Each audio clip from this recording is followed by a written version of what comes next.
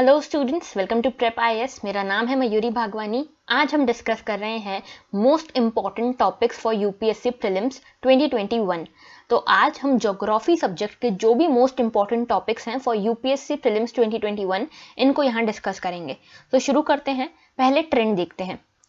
तो देखिए 2020 में हमने देखा कि यूपीएससी प्रीलिम्स में 5 क्वेश्चंस वर फ्रॉम ज्योग्राफी, 19 में 7 क्वेश्चंस थे, 2018 में 4, 17 में 7, 16 में 4, 15 में 11, 14 में 10 और 13 में 14 क्वेश्चन थे। तो आप इसमें समझ सकते हैं कि 6 to 8 क्वेश्चंस फॉर श्योर आपके प्रीलिम्स में ज्योग्राफी में से आएंगे। ठीक है, तो ये depending on the previous trend मैं बता रही हूँ कि 6 to 8 questions are coming from geography in UPSC prelims, ऐसा एक्सपेक्टेड है based on previous trends. Okay, अब बात करें कि ये ज्योग्राफी के बारे में बात कर ले। तो देखो ज्योग्राफी पॉलिटी की तरह ही स्कोरिंग है, और पॉलिटी में देखो आपको कई चीज़ें याद रखनी पड़ती हैं, कई चीज़ें रटनी पड़ती है। Geography is mostly concept based. Okay, तो कंसेप्चुअल है मोस्टली ज्योग्राफी जो है, ये पूरी कंसेप्ट बेस्ड है। और जो इसमें मोस्टली जो क्वेश्चन आते हैं वो इजी टू मॉडरेट होते हैं। ठीक है, इजी टू मॉडरेट, क्योंकि कंसेप्ट बेस्ड होते हैं इसीलिए इसमें बहुत ज़्यादा पैटर्न चेंज नहीं होता। अब इसके सोर्सेज की मैं बात करूं तो देखो सोर्सेज में सबसे पहला 11th एंड 12th की एनसीईआरटीज। तो 4 एनसीईआरटीज हैं, इसको बिल्कुल अच्छे से पढ़ लो, बार बार उसी को रिवाइज करो। मैं बोलूंगी कि कोई और बुक की तरफ मत जाओ, लोग जीसी लियोंग भी सजेस्ट करते हैं, बट 11th-12th की NCERT is enough for prelims at least. ठीक है, तो यूपीएससी प्रीलिम्स के लिए 11th और 12th की एनसीईआरटी इज इनफ। आप इसको बार बार पढ़िए। ठीक है, instead of going on multiple books, इसी को आप बार बार पढ़िए, क्योंकि इसकी एक खासियत है इन दोनों बुक्स की, चारों बुक्स की जो 11th-12th की हैं। इसमें ये होता है कि आप इसको 3 बार 4 बार पढ़ेंगे ना, तो भी आपको 5वीं बार कुछ नया देखने को मिलेगा। इसमें आप 5वीं बार उससे कुछ नया सीखेंगे। तो ये इतनी डेप्थ है 11th और 12th की बुक्स में इसमें। ठीक है, इसके अलावा मैपिंग के लिए आपको एटलस रेफर करनी है। ठीक है, atlas should be your best friend if you are preparing for UPSC seriously. आपको जब भी पूरे दिन में जब भी बोर हो, जब भी थक गए पढ़ के, तो 15 to 20 minutes bar bar Atlas देख ली, उसमें नई नई लोकेशंस देख ली। तो देखो ये बहुत काम आती है। ये अगर आप आज से भी शुरू करते हो ना ये वाली एक्सरसाइज, तो आपको बहुत काम आएगी यूपीएससी प्रीलिम्स में। ओके, इसके अलावा करंट अफेयर्स, देखो करंट अफेयर्स वैसे बहुत ज़्यादा होता नहीं है ज्योग्राफी के लिए, लेकिन फिर भी जो थोड़ा बहुत आता है वो आपको करना चाहिए। ओके, अब मैपिंग में भी आपको ये याद रखना है कि 2 तरह की मैपिंग होती है, एक होती है स्टैटिक और एक होती है करंट से रिलेटेड।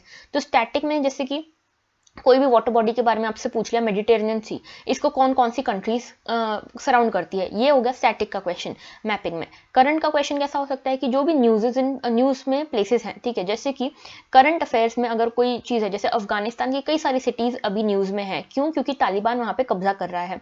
तो इसके लिए न्यूज़ में पेपर में आ सकता है कि आप बताइए देलाराम जरांज हाईवे कहाँ पे है, या देलाराम सिटी कहाँ पे है। ये सब जो है ये करंट की मैपिंग है, तो ये आपको पता होना चाहिए कि अफगानिस्तान में है। ठीक है, ये सारी चीजें आपको पता होनी चाहिए। अब देखो ये तो हो गई, इसके बाद अब देखते हैं टॉपिक्स कौन कौन से इंपॉर्टेंट है। तो देखो मोस्ट इंपॉर्टेंट टॉपिक्स की बात करें तो climatology, world map locations, India map locations, solar system, Indian drainage system, agriculture and soil and vegetation और रिसोर्सेज एंड इंडस्ट्रीज। क्लाइमेटोलॉजी और वर्ल्ड मैप लोकेशंस, ये देखो ये दोनों मोस्ट इंपॉर्टेंट टॉपिक्स हैं। ठीक है, क्लाइमेटोलॉजी की अगर मैं बात करूं तो लास्ट 10 सालों में लगभग 25 क्वेश्चन आए हैं इसमें से। ठीक है, तो आप समझ सकते हो लगभग 2 से 3 क्वेश्चन हर साल यहाँ पे आते हैं सिर्फ क्लाइमेटोलॉजी से। ठीक है, अब क्लाइमेटोलॉजी में क्या क्या पूछ सकते हैं, मानसून के बारे में पूछ सकते हैं, अलग अलग क्लाइमेट्स के बारे में पूछ सकते हैं, और वेस्टर्लीज ईस्टर्लीज, ये सब चीज़ें तो आएंगी सही। इसमें सबसे इंपॉर्टेंट टॉपिक है साइक्लोन। साइक्लोन बहुत इंपॉर्टेंट और मोस्ट फेवरेट टॉपिक है यूपीएससी का। इस पे आप क्वेश्चन हर साल लगभग देख सकते हो। साइक्लोन्स कैसे होते हैं, ट्रॉपिकल साइक्लोन क्या होते हैं, एक्स्ट्रा ट्रॉपिकल क्या होते हैं, इनकी नेमिंग किस तरह से की जाती है, ये सब कुछ इसमें आएगा। ठीक है, इसके अलावा यहाँ पे आपको मॉनसून के बारे में सब पता होना चाहिए, थंडरस्टॉर्म क्या होता है, क्लाउड्स के क्या टाइप्स होते हैं, रेनफॉल के क्या टाइप्स होते हैं, ये सब कुछ आपको पता होना चाहिए। वर्ल्ड मैप लोकेशन से लगभग 15 क्वेश्चन आए हैं लास्ट 10 ईयर्स में। तो मतलब समझो आप 1 से दो क्वेश्चन आपके हर साल वर्ल्ड मैप लोकेशन से आते ही आते हैं, ठीक है। तो यहाँ पे देखो इसमें भी आपको कैसे करना है, मैंने जैसे कि बताया वाटर बॉडी अगर आप कोई देख रहे हो, सपोज कि आप मेडिटेरेनियन सी देख रहे हो, तो आपको देखना है उसके आसपास कौन कौन सी कंट्रीज पड़ती हैं, ठीक है। अगर आप कोई कंट्री देख रहे हो, सपोज आपने ईरान देखा, ईरान की लोकेशन देखी, तो ईरान को कौन कौन सी कंट्रीज सराउंड करती है ये देखना है, कौन कौन सी रिवर्स उसके आसपास बह रही है ये देखना है, कौन कौन सी वाटर बॉडीज सराउंड कर रही है ये देखना है। स्ट्रेट्स, ठीक है, स्ट्रेट्स बहुत इंपॉर्टेंट है, कौन कौन से स्टेट्स कहाँ कहाँ पे लोकेटेड है ये सब, प्लेट्यूज कौन से कहाँ पे लोकेटेड है ये सब, ठीक है। इंडिया की मैप लोकेशंस भी बहुत इंपॉर्टेंट है, लगभग 8 से 10 क्वेश्चन इसके देखे गए हैं लास्ट 10 ईयर्स में, तो एक क्वेश्चन आप इससे भी एक्सपेक्ट कर सकते हो। Solar system is also very important. Indian drainage system, ये देखो ये बहुत इंपॉर्टेंट है।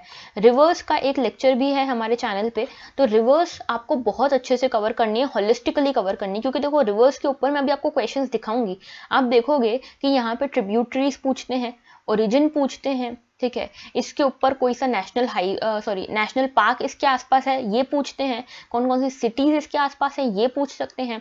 तो ये बहुत ज़्यादा इंपॉर्टेंट है। रिवर्स डेल्टा बनाती है कि एस्चुरी बनाती है, कौन सी तरफ फ्लो करती है, ईस्ट की तरफ कि वेस्ट की तरफ, पेनिनसुलर रिवर है कि हिमालयन रिवर है, ये सब कुछ आपको पता होना चाहिए।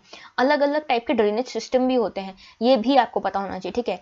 एग्रीकल्चर, देखो एग्रीकल्चर का जीता जागता सबूत है कि लास्ट ईयर का अगर आप पेपर उठा के देखोगे ना, तो आपको उसमें दिखेगा कि ज्योग्राफी में सबसे ज्यादा जो पूछा गया था वो एग्रीकल्चर। तो एग्रीकल्चर का जो ट्रेंड है ज्योग्राफी में वो बढ़ता जा रहा है, पहले इतना नहीं था लेकिन अब बहुत ज्यादा बढ़ रहा है। सॉइल एंड वेजिटेशन, ठीक है, दिस इज वेरी इंपॉर्टेंट। यहाँ पे अलग अलग सॉइल्स कहाँ कहाँ पे मिलते हैं, वेजिटेशंस के बारे में अलग अलग पूछा जा सकता है। रिसोर्सेज एंड इंडस्ट्रीज, तो मान लीजिए फिशिंग ग्राउंड्स कहाँ पे अच्छे हैं, मतलब इकोनॉमिक ज्योग्राफी से रिलेटेड है ये, और इंडिया में स्पेसिफिकली इंडियन ज्योग्राफी में भी ये काफ़ी ज़्यादा पूछा जाता है। तो देखो ये सारे टॉपिक्स हैं जो सबसे ज़्यादा इंपॉर्टेंट है। अगर आपके पास अभी कम टाइम है तो आई वुड सजेस्ट सबसे पहले इन टॉपिक्स को करना, फिर मॉडरेट टॉपिक्स को करना और फिर लेस इंपॉर्टेंट टॉपिक्स को करना, ठीक है। तो इनको अगर आप करोगे ना तो समझो कि आपकी 90% प्रिपरेशन जो है ज्योग्राफी की वो हो गई, अगर सिर्फ इतने टॉपिक्स आपने कर लिए तो, ठीक है। तो ये 90% आपका कवर हो जाएंगे, 90% जो क्वेश्चन आएंगे वो इन्हीं टॉपिक्स में से कवर हो जाएंगे, ऐसा देखा गया है प्रीवियस या पास्ट ट्रेंड्स के बेसिस पे। ओके, आगे बढ़ते हैं। देखो अब मैं आपको क्वेश्चंस दिखाती हूँ, ये क्वेश्चंस किस तरह से आए हुए हैं। आपको अगर और डिटेल में देखना हो तो आप खुद जाके प्रीवियस के क्वेश्चन पेपर्स उठाना, उसमें ज्योग्राफी के क्वेश्चंस को देखना, आपको यही ट्रेंड फॉलो होता हुआ मिलेगा, ठीक है। जैसे कि मैं आपसे बात करी थी ड्रेनेज सिस्टम की और मैप लोकेशंस की, तो देखो सबसे पहले मेकोंग के बारे में, थेम्स, वोल्गा, जंबाजी, ये जो है ये रिवर्स हैं, वर्ल्ड ग्लोबली जो रिवर्स फ्लो करती हैं ये सारी हैं, ठीक है, इंडियन रिवर्स नहीं है, तो इनके बारे में पूछा हुआ है। ऐसी बहुत सारी रिवर्स आई थी, ठीक है, जैसे मेडिटेरेनियन सी के बारे में पूछा हुआ है, ये मैपिंग से आया है, ठीक है, ये भी आप मैपिंग से रिलेट कर सकते हो, वर्ल्ड मैपिंग से, या फिर इसको रिवर्स से रिलेट कर सकते हो वर्ल्ड की। तो देखो 2020 में है, 2017 में है। देन आगे देखो यहाँ पे ये जो टॉपिक है, जो ये जो क्वेश्चन है ये है क्लाइमेटोलॉजी से रिलेटेड, ठीक है, क्लाइमेटोलॉजी से रिलेटेड आया, वेस्टर्लीज ईस्टर्लीज के बारे में क्वेश्चन है। देन मैं आपसे बात करी थी ना इंडियन ड्रेनेज सिस्टम की, तो देखो ये रिवर्स है, ये रिवर है और ये इसकी ट्रिब्यूटरीज के बारे में पूछा गया 2015 में। ओके, देन एग्रीकल्चर के ऊपर कई सारे क्वेश्चन आए थे 2020 में, उसी में से एक क्वेश्चन मैंने यहाँ पे रखा है, advantages of fertigation in agriculture. तो देखो जितनी भी सस्टेनेबल एग्रीकल्चर की प्रैक्टिसेस हैं ये बहुत इंपॉर्टेंट हो जाती है यूपीएससी प्रीलिम्स के लिए, जितनी क्लाइमेट रिजिलियंट एग्रीकल्चरल प्रैक्टिसेस हैं ये बहुत इंपॉर्टेंट है यूपीएससी के लिए, ठीक है। क्योंकि देखो एग्रीकल्चर जो है वो फॉरेस्ट का पार्ट होता है, जनरली फॉरेस्ट सर्विसेज और जो हमारी सिविल सर्विसेज है इसका पेपर एक ही होता है प्रीलिम्स का, इसीलिए एग्रीकल्चर और एनवायरमेंट का जो शेयर है वो बहुत ज़्यादा है। तो अभी आप एनवायरमेंट की भी देखना, एनवायरमेंट में भी आप देखना कि जो टॉपिक्स हैं वो बहुत इंपॉर्टेंट है, ठीक है। अब देखो इसके बाद यहाँ पे आप देखो जो इंडिया का फिजिकल डिविजन्स वगैरह होते हैं उसमें से भी आपको यहाँ पे क्वेश्चन मिलेगा, इंडिया की मैपिंग से cardamom hills, Kaimur hills, Mahadev hills, Mikir, तो ये इंडिया की मैपिंग का क्वेश्चन है, ठीक है, इंडियन मैपिंग का क्वेश्चन है, तो इसलिए मैपिंग बहुत ज़्यादा इंपॉर्टेंट है। और देखो मैपिंग अगर आप ये सोचो कि एक दिन बैठूं और एटलस खत्म कर दूं, ऐसा नहीं होता, एक दिन बैठ लो, 2 दिन बैठ लो, 5 दिन बैठ लो, ऐसा नहीं होगा, ठीक है। इसको आपको डेली उठाना पड़ेगा आधा आधा घंटा, तो जाके आपकी मैपिंग प्रॉपर होगी और आप मैपिंग में एकदम प्रो हो जाओगे। और मैपिंग अगर आपने कर ली ना तो आप समझ के चलो आपका काफ़ी अच्छा शेयर तो हो जाएगा, ठीक है। और मैपिंग देखो काफ़ी स्कोरिंग है, कम एफर्ट लगता है मैपिंग में, अगर आप डेली आधा आधा घंटा करो, एक साथ उठा के बैठोगे तो कुछ समझ नहीं आएगा। Okay, then moderately important topics की बात करें तो अगर आपके मोस्ट इंपॉर्टेंट टॉपिक्स हो जाए तो फिर आप इन पे आना, मॉडरेटली इंपॉर्टेंट टॉपिक्स पे।